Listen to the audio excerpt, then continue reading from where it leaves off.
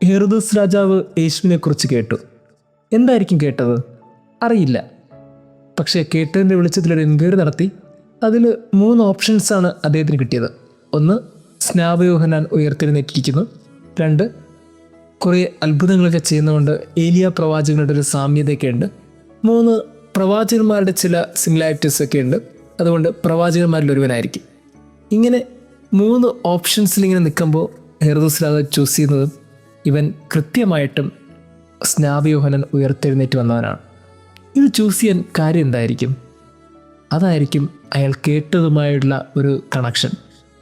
കാരണം സ്നാപയോഹന്നാൻ സത്യം പറഞ്ഞവനാണ്. സത്യം പറഞ്ഞു എന്ന് മാത്രമല്ല, അവനൊരു കൂട്ടത്തിനിടയിൽ നിന്ന് ഒറ്റയ്ക്ക് പറഞ്ഞവനാണ്. അതാണ് സ്നാപയോഹന്നാൻ്റെ ഒരു പ്രത്യേകത. രാജാവിൻ്റെ ഇടതും വലതും നിന്നവരൊക്കെ അവനെ സ്തുതി പാടിയവരാണ്. അവനെ കൈയടിച്ച് എപ്പോഴും മഹത്വപ്പെടുത്തിയവരാണ്. അവനെ സന്തോഷിപ്പിച്ചവരാണ്. നൃത്തം ചെയ്തും പാട്ട് പാടിയും അവൻ്റെ സന്തോഷത്തിൽ മാത്രം കൂടെ നിന്നവരാണ്. എന്നാൽ സ്നാപയോഹന്നാൻ അങ്ങനെയല്ല. ഹെറോദോസ് രാജാവിൻ്റെ സന്തോഷത്തിലല്ല, അവൻ്റെ സന്താപത്തിലാണ് കൂടെ നിന്നത്. അതായത് അവൻ്റെ തെറ്റ് അവന് സ്വർഗം നഷ്ടപ്പെടുത്തി കളയുന്ന അവൻ്റെ ജീവിത സാഹചര്യത്തിലാണ് സ്നാപയോഹന്നാൻ കൂടെ നിന്നത്. അതുകൊണ്ട് അയാൾ ചോദ്യം ചെയ്തു, നീ ചെയ്യുന്ന ഈ രീതി ശരിയല്ല. അത് പറഞ്ഞതൊരു കൂട്ടത്തിൻ്റെ നടുവിൽ നിന്നാണ്. അത് പറഞ്ഞതിൻ്റെ പേരിൽ അയാൾക്ക് നഷ്ടപ്പെട്ടത് അയാളുടെ തലയാണ്. പക്ഷേ തല പോകുമെന്നറിഞ്ഞിട്ടും അയാൾ ആ സത്യം പറഞ്ഞുകൊണ്ടേയിരുന്നു. അതുകൊണ്ട് സ്നാപയോഹന്നാൻ അപ്പോഴും ഹെറോദോസിന് മുമ്പിൽ ഒരു ഹീറോ തന്നെയാണ്. അങ്ങനൊരു ഹീറോയുടെ ഓർമ്മയിലാണ് ഹെറോദോസ് രാജാവ് ഇതെല്ലാം ഓർത്തെടുക്കുന്നത്.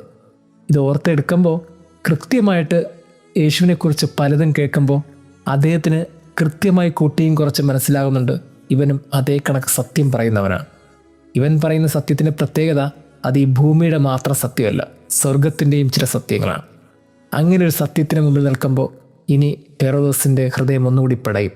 ഇനി ആ കരങ്ങൾ അങ്ങനെ ഉയരില്ല, ഇനി ആ നാവ് അത്ര അങ്ങ് പൊങ്ങില്ല.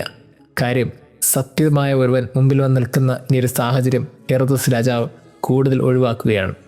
പ്രിയമുള്ളവരെ, ഇതാണ് നമ്മുടെയൊക്കെ ജീവിതത്തിൽ നമ്മൾ ചിന്തിക്കേണ്ട ഏറ്റവും പരമപ്രധാനമായ കാര്യം. നമുക്ക് 2 ഓപ്ഷനാണ്. ഒന്നെങ്കിൽ നമുക്ക് കൂട്ടത്തിൽ നിന്ന് കൈയടിച്ച് പ്രോത്സാഹിപ്പിച്ച് സന്തോഷിപ്പിച്ച് കടന്നു പോകാം.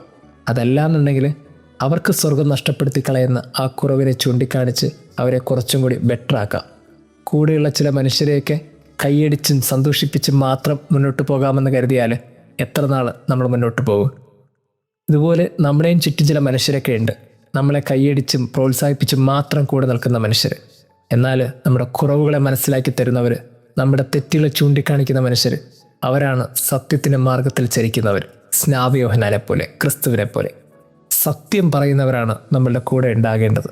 അല്ലാതെ കള്ളത്തരങ്ങളെ സത്യമാക്കി കൈയടിക്കുന്നവരല്ല. ദൈവം നമ്മെ അനുഗ്രഹിക്കട്ടെ.